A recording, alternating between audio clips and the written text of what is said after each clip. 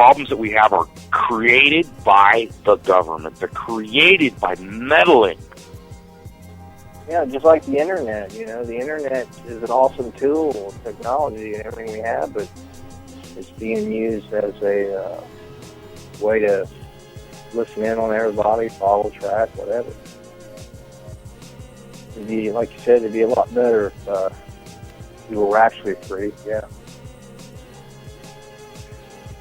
Well, we know that we're being controlled by the too-big-to-fail banks and the Federal Reserve.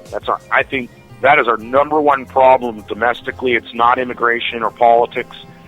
And, you know, like who killed JFK and what really happened at 9/11, we'll find out all that stuff, no problem, after the reset. We'll find out what's going on down there in Raytheon. We'll find out what they're hiding after the reset.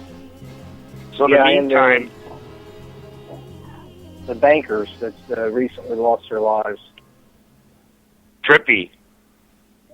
Yeah, it's, you know, what do they know that it's kind of... Well, one thing, there are no Jews, no dead Jewish bankers.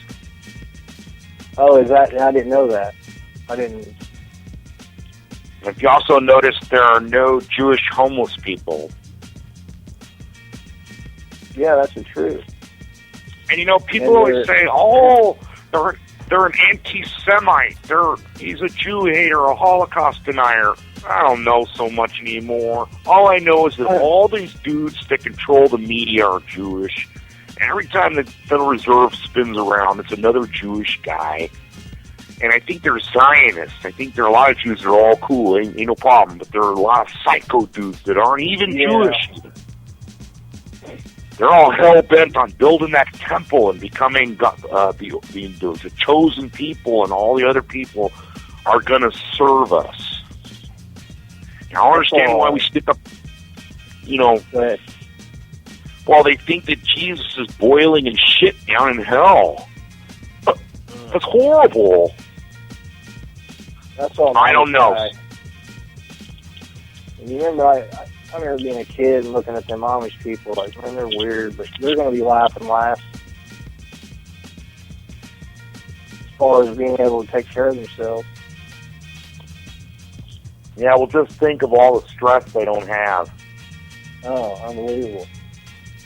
Look how much time we've spent being afraid and immobilized and really depressed. Dude, when you were saying that, I really struck a chord with me because, brother, I've been so depressed. Holy Christ. I have too. I had to get away from it for a little while. So did I. And just kind of. But I'm sort of, you know, I'm sort of invigorated because I've done like 9 months of freaking autodidactic research. I got tons of stuff to talk about. But I see positive things. I don't think the New World Order is going to work the way they think it is. Well, it's a big idea. And, you know, it's a big idea. It's probably not going to work the way they think it is. Well, how about this one? Let's just say you're not Christian, per se. You don't go to church and read the Bible every day. Not that they're bad people. I'm just saying you're not a Christian, but, you know, you're flexible. You're kind of Christian. If they put a knife to your throat and said, you know, choose a God, you'd say, Jesus, I don't know. I guess. I'm not Jewish. I'm not Buddhist. I wasn't raised in Islam, and my parents took me to church a couple of times, so I guess I'm Christian. Those guys, right? Those guys, right? The majority of people. Here's the thing. Even though I'm not hardcore about all that stuff, I almost consider myself, I've always said I'm an atheist, mostly to stir controversy because I'm just not sure. I'm a questioner. I got questions. But, I do know enough to see an Armageddon appears to be coming. It does look like we're in the end of times, and here's the clincher, okay? Here's the question. So in other words, when the aliens land and come in peace, those are the Antichrist, right? Right.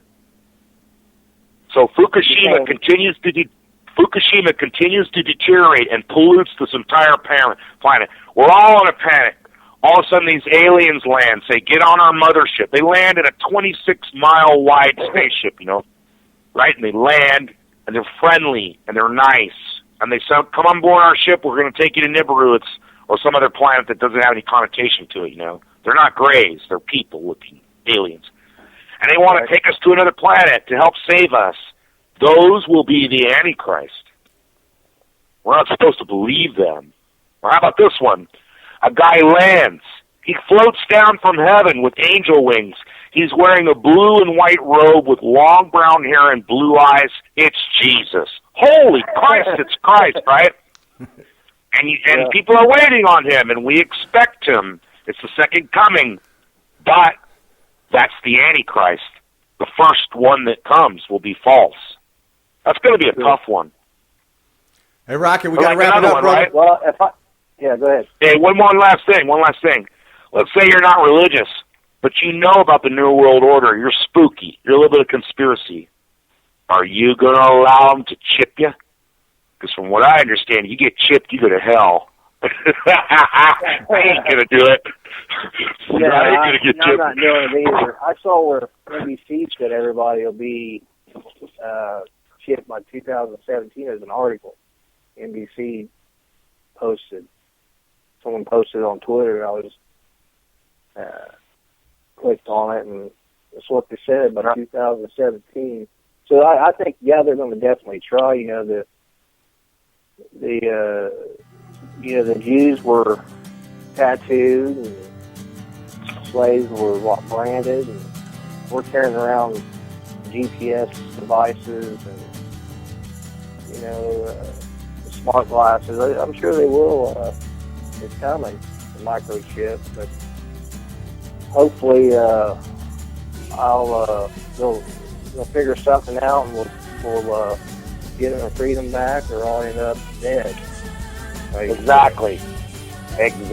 And I don't think it's going to have anything to do with a civil war. I don't think it's going to have to do with a reformation of the current system. I think it's going to have to crash. But any kind of ideas of a traditional revolution, I believe, are not going to happen. I think it's going to be just kind of a lull right into the next phase. It's going to be rough. And I think if human beings can learn to respect each other, which I think is we're at an age never before in history can we all talk like we can. Never before in history do you have everybody rioting in the streets for freedom. Never before in history do people have a concept of not being fucked with, overtaxed, and ridiculous wars. Mankind is an infant, and we're making leaps, as negative as it might look. As long as we don't wipe out everybody, I think we're going to be okay. Yeah, I think... Hey, we got to wrap it up, fellas. Human beings are very loving people, animals. Hey, porky, we've been in a vacuum. We've been in a vacuum for so long until the internet came, and we was able to talk to people in Afghanistan on Twitter or Facebook, whatever, and meet different people online and see, hey, this is my point. This is going to be great. I was surprised when I first saw the riots in Egypt.